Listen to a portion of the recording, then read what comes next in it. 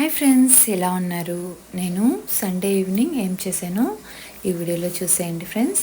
First of all అయితే Sunday evening అవ్వగానే మేము మార్నింగ్ చర్చికి వెళ్ళొచ్చామండి. మార్నింగ్ టిఫిన్ ఇడ్లీ చేశాను. ఇంకా ఆఫ్టర్నూన్ ఏం చేసుకోలేదండి, ఇంట్లో హెల్త్ బాగాలేక పిల్లలు అలా ఉంటే.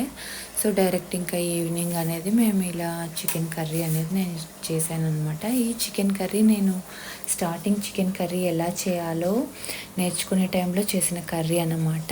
ఇది ఫస్ట్ అండ్ బెస్ట్ అనమాట. అంటే చాలా టేస్ట్ ఉంటుంది, అలాగే సింపుల్గా చేసుకోవచ్చు అనమాట. సో ఫస్ట్ ఆఫ్ ఆల్ అయితే ఆయిల్ వేసుకొని హీట్ చేసుకొని తర్వాత లవంగా, చెక్క, యాలక్కి మనకి ఎంత మోతాదులో కావాలో అంత వేసుకున్న తర్వాత మనం ఇందులోకి కట్ చేసి పెట్టుకున్న పచ్చిమిర్చి, ఆనియన్ వేసుకొని బాగా ఫ్రై చేసుకోవాలి.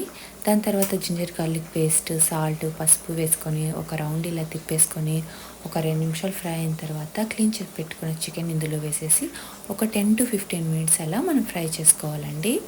చికెన్ ఎంత బాగా ఫ్రై అయితే ఆ స్మెల్ అనేది వెళ్ళిపోయి చికెన్ బాగా అందులోనే ఒక 50% ఉడికిపోతుందండి. సో ఇలా చికెన్ బాగా ఉడికిన తర్వాత కట్ చేసి పెట్టుకున్న ఒక హాఫ్ కేజీ చికెన్కి అయితే 3-4 టమాటాలు సరిపోతాయండి. కట్ చేసి పెట్టుకున్న టమాటా ముక్కల్ని కూడా వేసేసి బాగా ఫ్రై చేసేసుకోవాలి.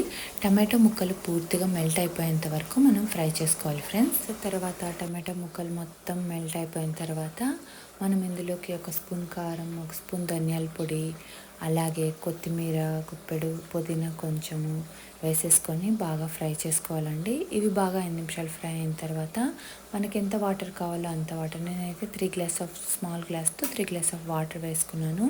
సో వాటర్ వేసుకొని చికెన్ అయితే ఉడకబెట్టుకోవాలండి. ఒక 20 నిమిషాలు అలా ఉడకబెట్టుకోవాలి.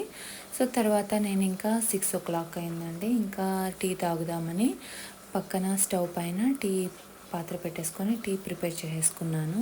అలాగే ప్యారలల్గా రైస్ కూడా పెట్టేశాను. నేనైతే మా పిల్లల కోసం పలావ్ చేసింటే మా పాప చికెన్ కర్రీ లేక వైట్ రైసే కావాలనిందండి. సో ఇంకా తన కోసమే మళ్ళీ వైట్ రైస్ చేశాను.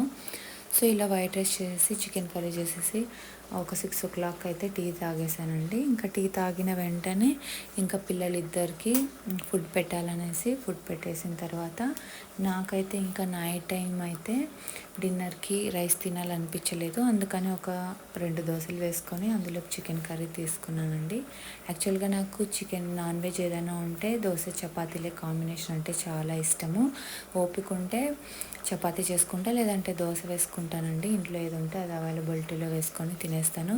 సో మీకు కూడా ఇలా నాన్ వెజ్ ఉంటే ఎవరికి ఎక్కువగా రైస్ తినకుండా దోశ, చపాతీ ఇలా తినాలనిపిస్తుందో నాకు కామెంట్ చేయండి ఫ్రెండ్స్.